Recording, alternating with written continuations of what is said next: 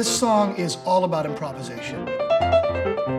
Lo primero que habría que tener en cuenta es el ánimo. The most challenging part of this piece is to really make it feel relaxed. Don't try to sit down and play this thing all at once. It's going to be really difficult to do that. It seems so easy, and it's confoundingly difficult.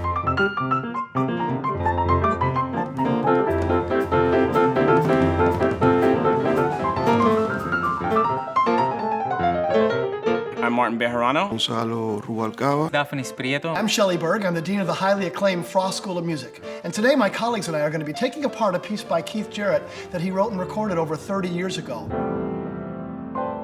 No, this guy picked a really hard piece of music for us. So this entire piece is played over a one-bar pattern in the left hand. And what's difficult about it is that it's doing in one hand what normally two hands of a drummer do. You've got a kind of an American backbeat rock with Latin syncopation. So the American backbeat rock is 1, 2, and 4, 1, 2, and 4 with that 2 and 4 backbeat. Then you add the Latin rhythms. 2 and 3, da da da, and 1, 2 and da da 4 and. So that's fine, but all that's in the left hand. And it leaves a space on the downbeat of beat 3. 1 and 2 and 3, da da da. So you really have to practice that beat 3. 1, 2, 3, da da da. The trickiest part of that is that the left hand is silent on the beginning of beat 3. The first thing you always want to look at when you're looking at the technical aspect of a passage is the fingering. When presented with a passage like this, where you kind of have to stretch a good distance between the notes, and in this case we have about a tenth. Plus we have the tenth with that added cluster in there, which makes it even more difficult. So a lot of times, students will kind of want to keep their hand in the stretched out position. And that's what they end up doing. But staying in that stretched out position can be really stressful for your hand. Instead of being in that stretched out position, to try to maintain this natural hand position as much as you can.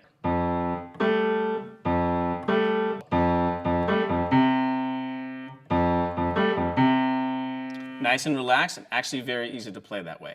So now let's talk about the second part of that passage. A lot of times, students will stretch, they'll twist, and they'll do kind of funny stuff with their hands in order to kind of get their fingers where they need to be. But instead of that, I have a really simple way of dealing with that. You simply move the hand to where it needs to be. Instead of kind of maybe twisting or stretching to hit this top chord, I'm going to simply move my hand from this position into the keyboard to this position and put me right over the chord that I need to play. So let's look at that real slow. Now I'm going to move in, move slightly out again. I'm kind of in that out position. I'm going to move in.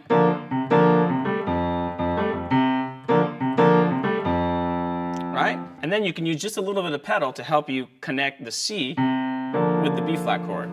Pedal down, pedal. So this technique will really enable you to play that pattern up to tempo throughout the whole course of the piece without getting tired or stressed or in pain or fatigued. My first point always is to start slow.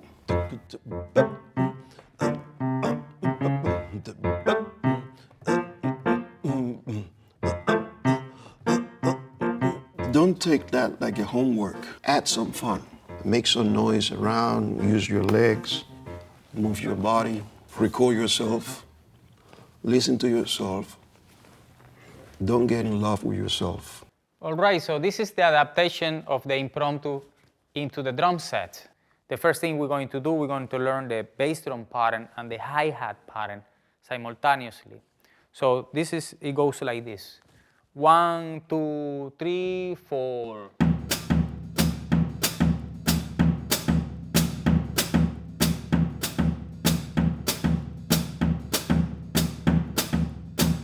Now we're going to add the rhythmic pattern that we're going to adapt into the first and the second tone.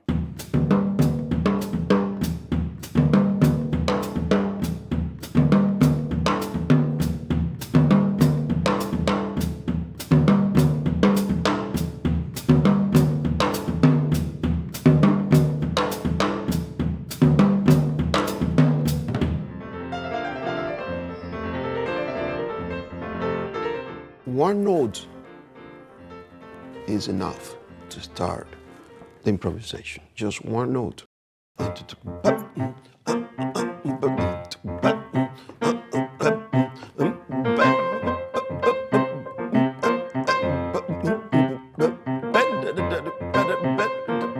remember that the first time I heard that, a music came to my mind.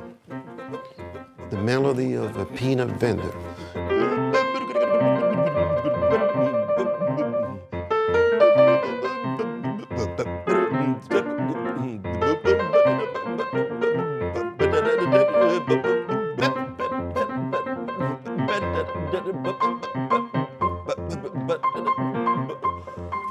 So we did the peanut vendor, and at the end, we land again in one note and different part of the keyboard.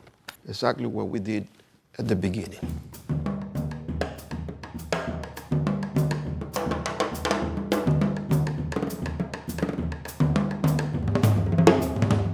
You can improvise while keeping that melodic rhythmic phrase on the first toms and the bass drum and the hi-hat.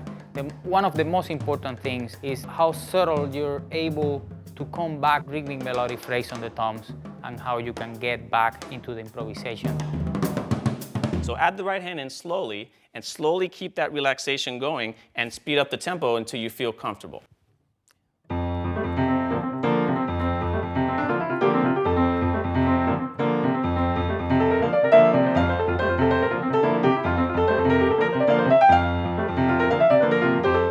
So if you go slow and you remember, stay relaxed, don't keep your hand in that stretched out position, and use the in and out movements, I promise you, you'll be able to play this piece very well. The right hand and the left hand create all 4 16th notes on beat 3, but it's right, left together. So you get right, left, together. And then you're at beat 4. 1, 2. So then beat 4, the right hand has the syncopation. So that's the hardest thing to practice. Once you get that down, practice different rhythms against that left hand pattern, like quarter notes. And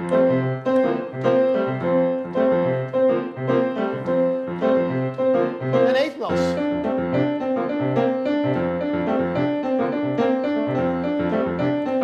Then 16th notes.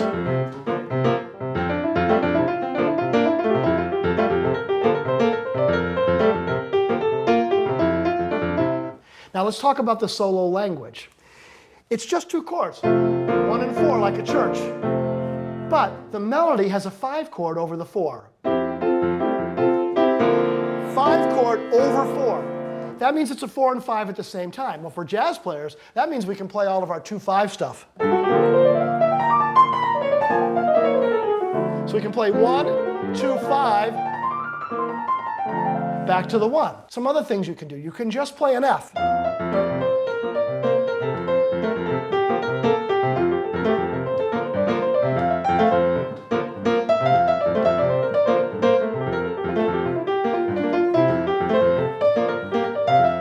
can play all the chords in F.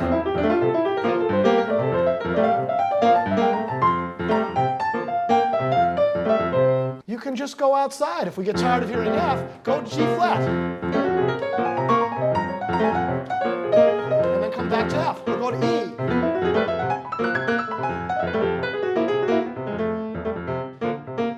And finally, it's a calypso-y melody. So the calypso melody is based on syncopation and triads.